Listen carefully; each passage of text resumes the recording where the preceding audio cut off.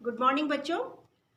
हम अपना चैप्टर फिर से कंटिन्यू करेंगे, संस्थाओं का कामकाज। और हम उसमें काफ़ी कुछ पढ़ चुके हैं।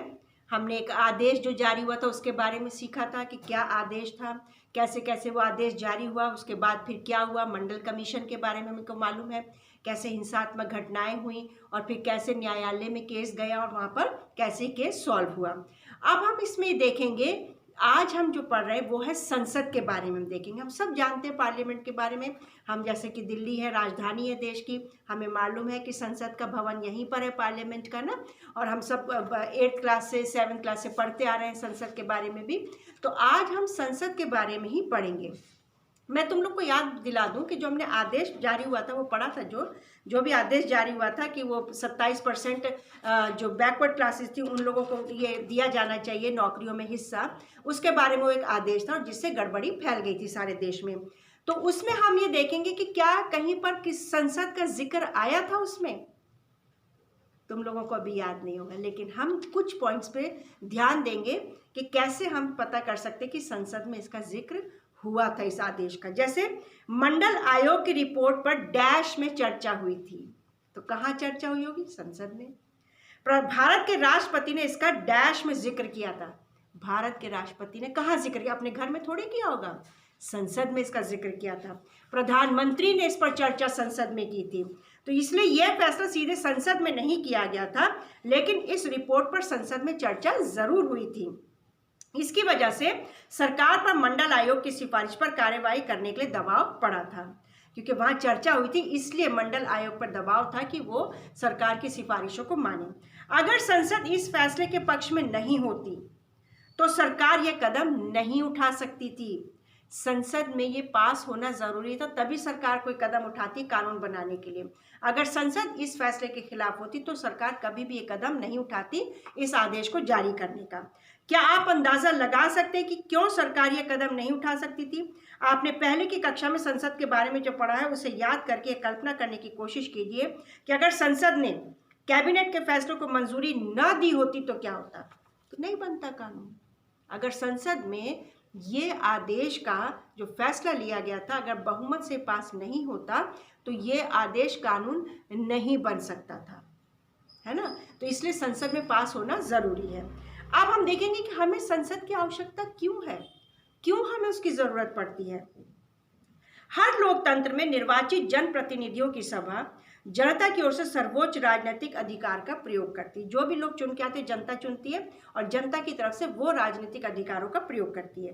भारत में निर्वाचित प्रतिनिधियों की राष्ट्रीय सभा को संसद कहते हैं। जो चुन के आते हैं, जिनको हम पार्लियामेंट कहते हैं, जो लोग चुन के आते हैं उन्हें मेंबर ऑफ पार्लियामेंट कहते हैं, एमपी कहते हैं, 7th 8th में पढ़ चुके हैं। सांसद कहते हैं उनको।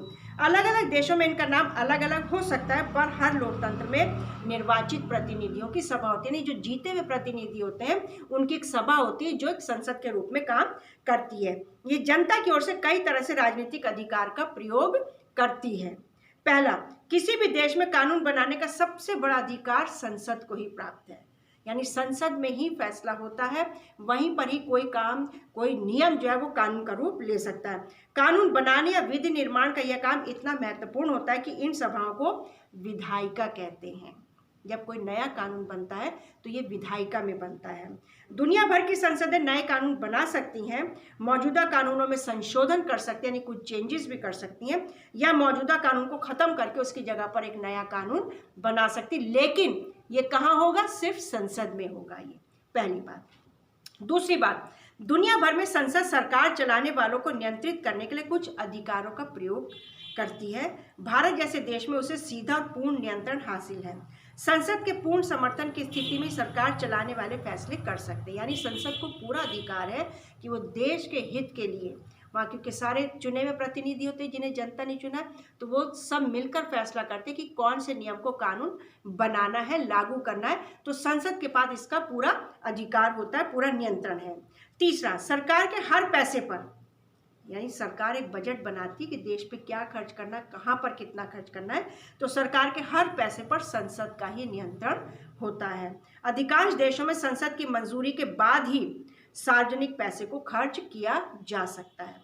चौथा, सार्वजनिक मसलों और किसी देश की राष्ट्रीय नीति पर चर्चा और बहस के लिए संसदीय सर्वोच्च संघ है। यानी तो फिर कहाँ करेंगे? अगर संसद नहीं है तो कहाँ बहस होगी किसी कानून के लिए या किसी भी राष्ट्रीय बात के लिए, किसी भी ऐसे मुद्दे के लिए कहाँ बात होगी? संसद में बात होगी। तो इसलिए संसद की हमें बहुत ज़रूरत है। संसद के बिना एक लोकतंत्र चलाना बहुत मुश्किल है, नामुमकिन है।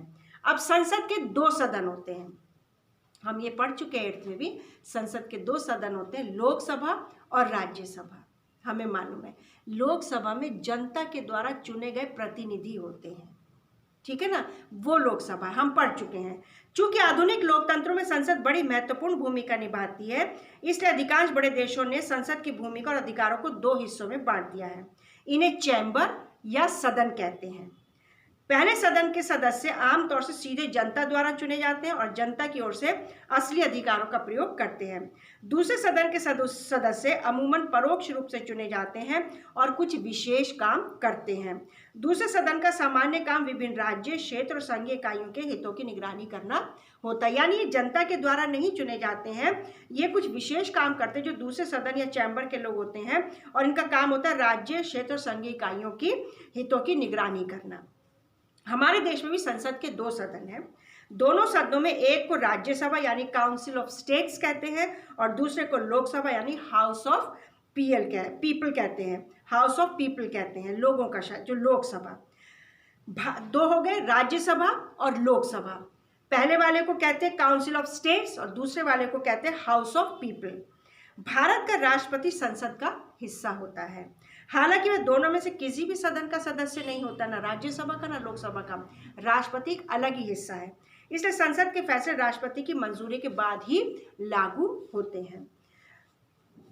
तो ये हमने देखा, ठीक है ना। अब हम देखेंगे लोकसभा या राज्यसभा, लोकसभा बनाम राज्यसभा, इन दोनों के बारे में। दोनों सदनों में से अधिक प्रभावशाली कौन है, लोकसभा या राज्यसभा?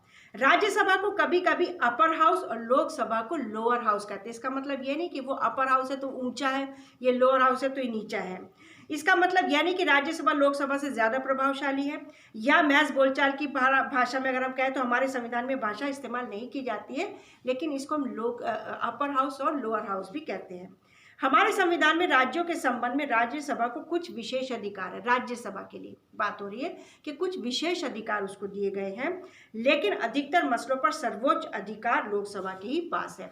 कुछ विशेष अधिकार संविधान के द्वारा राज्यसभा को, जो अपर हाउस है, उसको दिए गए, लेकिन जो मेन अधिकार है या सर्वोच्च अधिकार है वो लोकसभा के पास है, क्योंकि वो जनता के द्वारा चुने गए प्रतिनिधि हैं।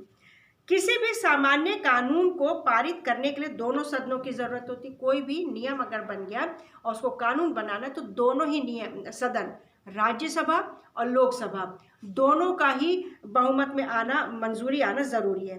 लेकिन अगर दोनों सदनों के बीच कोई मतभेद हो जाए, यानी कोई गड़बड़ फैल जाए एक दूसरे के खिलाफ, तो अंतिम फैसला दोनों में संयुक्त अधिवेशन में ही किया जाता है। इसमें दोनों सदनों के सदस्य एक साथ बैठते हैं। सदस्यों की संख्या अधिक होने के कारण इस तरह की बैठक में लोकसभा के विचार को प्राथमिकता मिलने की संभावना होती है। यानी कहने का मतलब यह है कि राज्यसभा के सदस्य कम होते हैं, लोकसभा के सदस्य ज़्यादा होते हैं। तो जब भी कोई नियम कानून का रूप लेता है तो लोकसभा में क्योंकि सदस्य ज़्यादा होते हैं तो बहुमत लोकसभा को मिलता है और वो नियम जो है कानून आराम से बन जाता है। लोकसभा पैसे के मामलों में अधिक अधिकारों का प्रयोग करती है। लोकसभा में सरकार का बजट या पैसे से संबंधित कोई कानून पारित हो जाए तो राज्यसभा उसे खारिज नहीं कर सकती है। राज्यसभा उसे पारित करने में 14 दिन तो ले सकती है, देरी कर सकती है, लेकिन उसको खत्म नहीं कर सकती, उस कानून को तोड़ नहीं सकती। यह लोकसभा का अधिकार है कि उन सुझावों को माने या ना माने जो राज्यसभा ने उसको दिए हैं। सबसे बड़ी बात तो यह है कि लोकसभा मंत्री परिषद को नियंत्रित करती है, मंत्री परिषद को कंट्रोल करती है, यानी जो प्रधानमंत्री की टीम है उसको कंट्रोल करती है लोकसभा। सिर्फ वही व्यक्ति प्रधानमंत्री बन सकता है जिसे लोकसभा में बहुमत हासिल हुआ हो। अगर आधे से अधिक लोकसभा सदस्य यह कह दें कि उन्हें मंत्री परिषद पर विश्वास नहीं है तो प्रधानमंत्री समेत सभी मंत्रियों को पद छोड़ना पड़ेगा, इस्तीफा देना पड़ेगा, और राज्यसभा को यह अधिकार हासिल नहीं है। तो ये हमने आज बेटा संसद के बारे में देखा कि संसद की आवश्यकता क्यों है, संसद के कितने सदन हैं, लोकसभा और राज्यसभा के बारे में आज हमने देखा। अगली क्लास जब होगी तो उसमें हम देखेंगे राजनीतिक कार्यपालिका। दो तरीके की कार्यपालिका होती है, एक तो स्थायी कार्यपालिका, एक राजनीतिक कार्यपालिका। तो हम राजनीतिक कार्यपालिका के बारे में नेक्स्ट क्लास में देखेंगे। जितना चैप्टर अभी तक पढ़ा है वो पूरा चैप्टर अभी तक पढ़ लेना, समझ में आ जाएगा और क्लियर हो जाएगा। इंटरेस्टिंग है चैप्टर, क्वेश्चन आंसर्स भेज दिए जाएंगे, वो कर लेना है कॉपी में। ध्यान रखना है, घर पर रहना है, सेफ रहना है।